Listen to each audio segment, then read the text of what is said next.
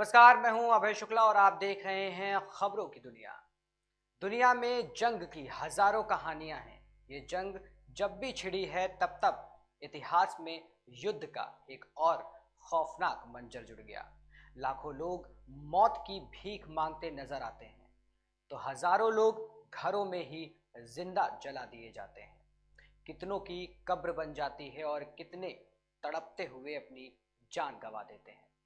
हजारों अनसुलझे अनसुनी लड़ाइयों के बीच हम आपको बताने चल रहे हैं एक ऐसी जंग के बारे में जिस पे सारी दुनिया की निगाहें टिकी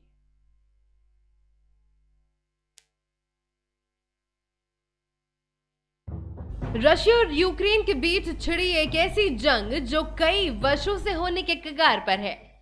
कभी रूस के लड़ाकू विमान यूक्रेन की सीमा में नजर आते हैं तो कभी यूक्रेन की मिसाइलें रूस से सटे इलाकों में दागी जाती हैं। जब दुनिया में इन दोनों देशों के बीच होने वाले युद्ध की कल्पना की जाती है, सबकी आंखों के आगे एक भयावह मंजर आने लगता है।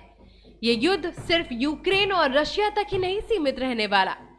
इस युद्ध में इन दोनों देशों के अलावा और भी कई देशों में भी शामिल होने की संभावनाएं दिख रही हैं। अगर ऐसा हुआ तो पूरी दुनिया एक बार फिर विश्व युद्ध देखेगी। आखिर क्यों पनपा यूक्रेन और रशिया में विवाद, आइए हम आपको बताते हैं इसके बारे में विस्तार से।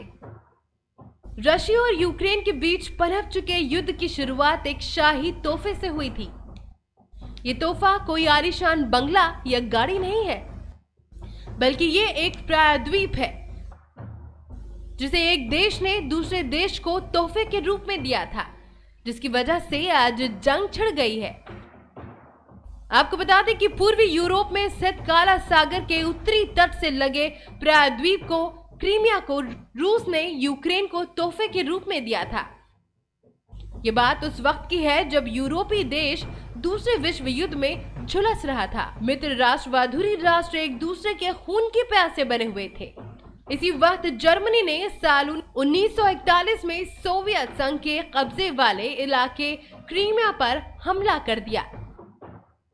करीब 3 साल तक हिटलर की फौज ने इस इलाके को अपने कब्जे में रखा था, पर 1954 में सोवियत संघ की रोड आर्मी ने जर्मन फौज को खदेड़ दिया और उस समय सोवियत यूनियन के मुखिया स्टालिन के दिमाग में अलग ही विचार आ रहे थे।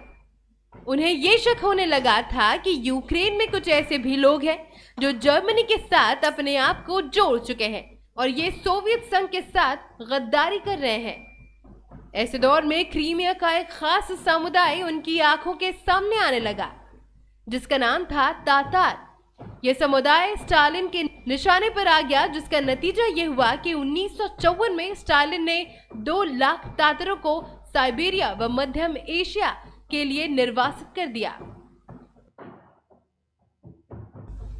स्टालिन के आदेश पर वहां इन लोगों को प्रताड़ित भी किया जाता था। ऐसा करने के पीछे स्टालिन का मकसद क्रीमिया पर अपनी पकड़ को मजबूत करना था। वो तातारों को कम करके यहां पर रूस के स्लाव समुदाय को बसा दिए। इसके बाद जब 1953 में स्टालिन की मौत हो गई तो इस समय सत्ता निकिता क्रुश्चेव के हाथों में आ गई। निकिता को स्टालिन का विरोधी भी बताया जाता था।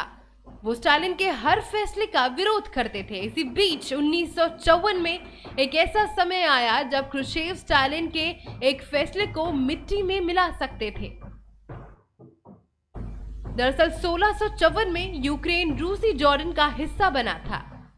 साल 1954 में इसका 300वां सालगिरह था।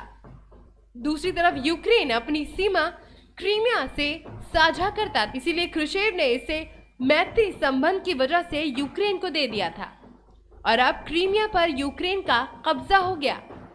इसके बाद एक ऐसा वक्त आया जब 1991 में सोवियत संघ का विघटन हो गया और ये कई हिस्सों में बच गया, तो यूक्रेन ने भी अपनी आजादी का ऐलान कर दिया और इस ऐलान ने ही रूस और यूक्रेन के बीच बगावत का आगाज कर दिया और इसका मुख्य कारण बना क्रीमिया। इसी बीच तातार क्रीमिया लौट गए। इसी बीच यूक्रेन में रूस अलगाववादियों की मदद करने लगा।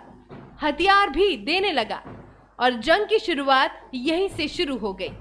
अब यहाँ जंग इस हालात में पहुंच गई है कि इसमें विदेशी शक्तियां भी भाग लेने वाली हैं।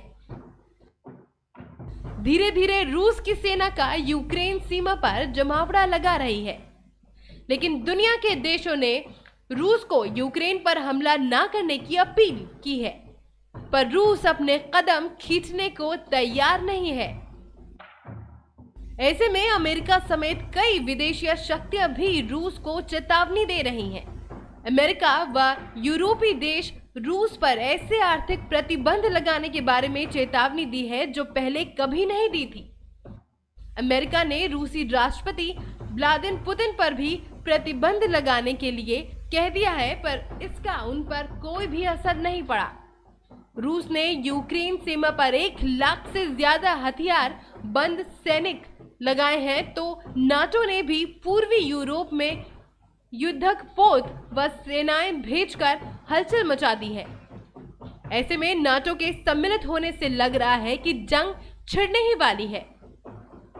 ऐसे में तृतीय विश्व युद्ध की आशंकाएं जताई जा रही हैं।